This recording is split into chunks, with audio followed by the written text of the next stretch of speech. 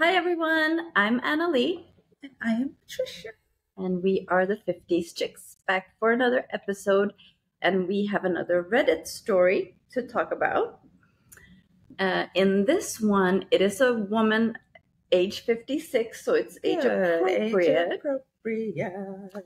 And she goes, how do we get past this? And I think that this concern is actually very, very common for women our age, I'm going to say. She says, I don't understand what to do to get past this on dating apps. I don't understand the obsession with just chit chatting ad nauseam. Okay. Isn't a dating app meant to facilitate dating? She's right. She got a point. I am constantly matching with guys who perpetuate this kind of nonsense every day. Mm-hmm. Even when I say that my day is always going to be fine, I'm never going to say anything different. So I don't need the small talk. Man, I bet She's that's right. Let's go. Let's go. Oh, she's telling someone that? Yes, she is. No, I don't. Okay. Even when she says that, this is what I get. Good morning. How are you doing this morning? Did you have a good day yesterday? My day went well. Nothing really much to complain about, LOL. Here's to wishing you a wonderful start to another new day. Okay. It is getting very close to the weekend. Try to make today as amazing as you are, to bring that ray of sunshine. See, that's a bunch of fluff in you. He is cutting and pasting that. Everybody's getting that because that's just silly. He's cutting and pasting that. Everybody's getting that, and I'm agreeing with her as far as that because that's just silly. She says, I think one guy, male 56, that I've been talking to this week has said a version of this every day so far. Because he's sending it to everyone. My profile states that I'm dating with intention. Good for her. Nobody wants to get to know anyone in person, but nobody wants to get to know anyone in conversation either. I don't know what to do. And then she goes, emoji. But I'm going to say that, yes, we agree, right? Oh, yes, that's crazy. And I'm glad that, well, see, yes, there are some that do that, but I don't get a lot because I cut it off the first day and we're just still going by. I just don't even follow up. I end it. I just end it. So, yeah, I just end it. But I don't know why, and I don't really understand why a man would not want to meet. Well, I do know there are reasons why. We know there are reasons. They're married, they're in a relationship, and they cannot get away. And they're using the dating app for someone to talk to. Apparently, whoever they've chosen to mate with does not deal with them on that level. Of wanting to know anything or care about them. Yes. Well, or some people might, like I've heard, people might be on there just to get, even to get people to talk them up and get that extra something. But that's what you get from your loved one. Not them. So if your loved one isn't giving it to you, then there's something wrong with their relationship, and that you need to be addressing that instead of going elsewhere. Yeah. That's how I see it. Yeah. But so yeah, that's one of the reasons. What's another reason why they would do that? They're catfishing. Catfishing. I don't know why they would. They might be scared to. Or they're shelved, they're put on the shelf. Like, that's benign. That's a text that he's sending everybody in the line. Because there's nothing to it. It doesn't say anything. It's just fluff. It's air. It's nothing. And nobody's saying they're typing that. He's cutting and pasting. He's cutting and pasting that and sending it off to everywhere. Yeah. To keep those lines of communication open in case he needs a backup. Yeah. That would be the other reason. So for her, it isn't that I don't think, because I think a very small percentage of those guys really just want to have the text communication kind of situation, because some people just don't want to meet. Now, I know when I first started, I purposely reached out to guys out of state because I was apprehensive about meeting people in person. Mm. So, and I knew I wasn't going to be meeting those guys in person. So we just text. But that was in the beginning because I was apprehensive. Yeah, I was like that too. More due to my like just social anxiety disorder thing, where I just didn't want to probably, or I was scared to meet. I was scared to meet, and that's also one of the reasons why, like I said to you, like I only wanted like quick in and out dates so I could quickly see it, say no, and then I run the other way. I don't think I ever had a problem with the actual date itself. I was never nervous about that for some reason.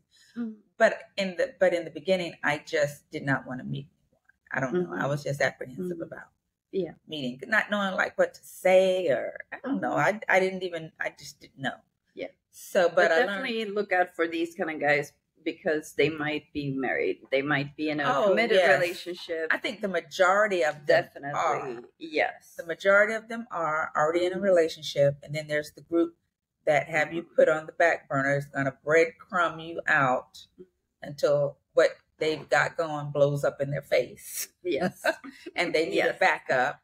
They need somebody. Then they might come back hard at you, though. Well, if they don't have anything else, they might. All of a sudden, you're first in line. I know. Like, wait, what? And it all depends on whether you want to be whatever. I know that happened to me several times. There was this one guy that we were texting back and forth. I don't think we ever even, yes, we might have talked on the phone a couple of times. We were texting back and forth. We set a date 3 times. See, 3 times. No. And that thing never showed. Well, never. I didn't show either because we never, you know how you didn't confirm you have to confirm that thing. Well, you have to confirm it if anywhere unless it's confirmed. I know. And it was a good thing because I would have been sitting there waiting. Yeah. The confirmation for me is if it was set and then it's like a week down the road and there was no communication in between. Like if there was no communication, then I want to know if things still popping. Right. Because anything could have happened in that week. Exactly.